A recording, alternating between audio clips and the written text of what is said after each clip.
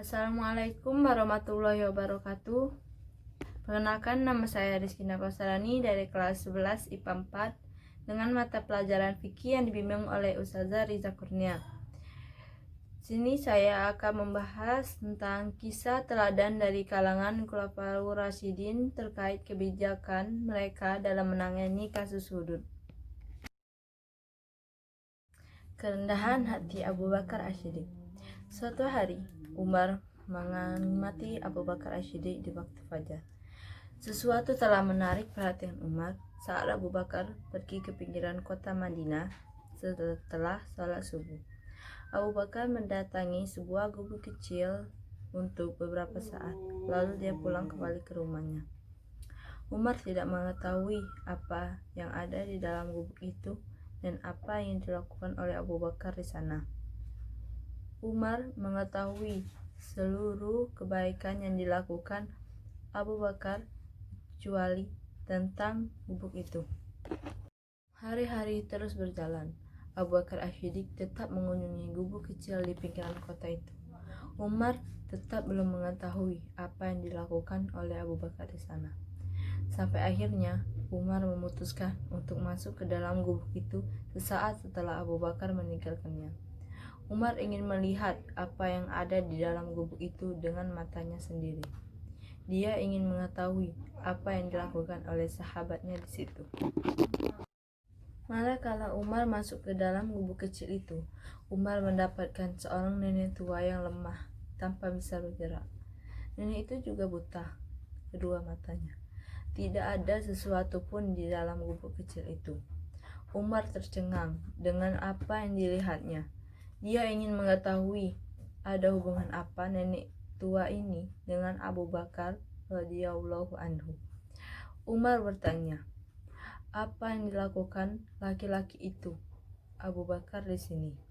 Nenek tua itu menjawab, demi Allah, aku tidak mengenalnya, wahai anakku.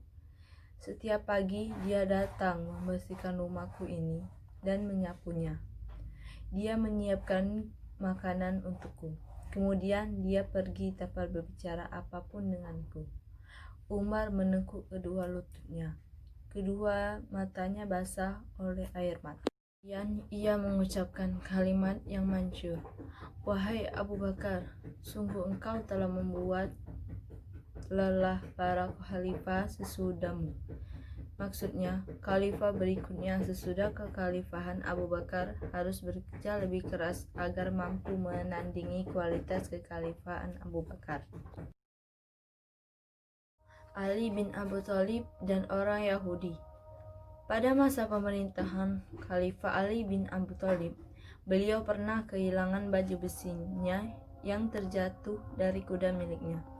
Setelah dicari kemana-mana, ternyata baju besi itu sudah berada di tangan seorang Yahudi. Akan tetapi, setelah diminta, orang Yahudi itu tetap mempertahankan baju besi tersebut dan mengakuinya sebagai miliknya sendiri. Meski Ali bin Abi Thalib pada saat itu sebagai orang nomor satu kaum muslimin, namun tidak begitu saja mengambil paksa baju besi miliknya yang hilang. Beliau di situ sebagai penuntut dan disuruh menyiapkan 2 orang saksi. Hakim pun menyuruhnya demikian. Akhirnya beliau pun menyiapkan 2 orang saksi, yaitu seorang pembantunya dan Hasan, anaknya sendiri. Akan tetapi, hakim hanya dapat menerima kesaksian dari pembantu Ali dan tidak dapat menerima kesaksian dari Hasan karena adanya hubungan dekat dengan Khalifah Ali radhiyallahu anhu, yaitu antara anak dan orang tua. Maka hakim akhirnya memutuskan bahwa orang Yahudi tersebut memenangkan perkara tersebut dan Khalifah Ali bin Abi Thalib pun menerima dengan lapang dada apa yang telah menjadi keputusan dari hakim tersebut. Dalam kasus tersebut, apa yang dilakukan oleh hakim dan Khalifah Ali radhiyallahu anhu sebagai pemimpin negara menunjukkan betapa mulianya ajaran Islam dalam masalah hukum dan keadilan. Dalam Islam, keadilan tidak boleh memandang hubungan kerabat maupun agama. Begitu juga dengan Allah Subhanahu wa taala. Dia akan menghukum siapa saja tanpa pandang bulu.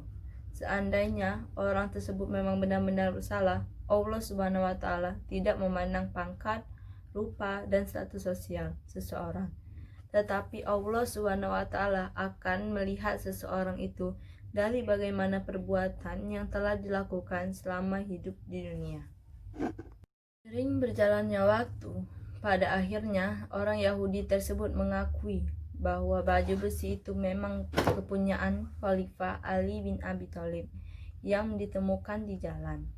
Setelah melapor kepada sang Khalifah, baju besi tersebut akhirnya dikembalikan, sekaligus orang Yahudi tersebut menyatakan diri masuk Islam. Sekian penjelasan dari saya Rizky Nakosarani, minta maaf bila terjadi kesalahan. Wassalamualaikum warahmatullahi wabarakatuh.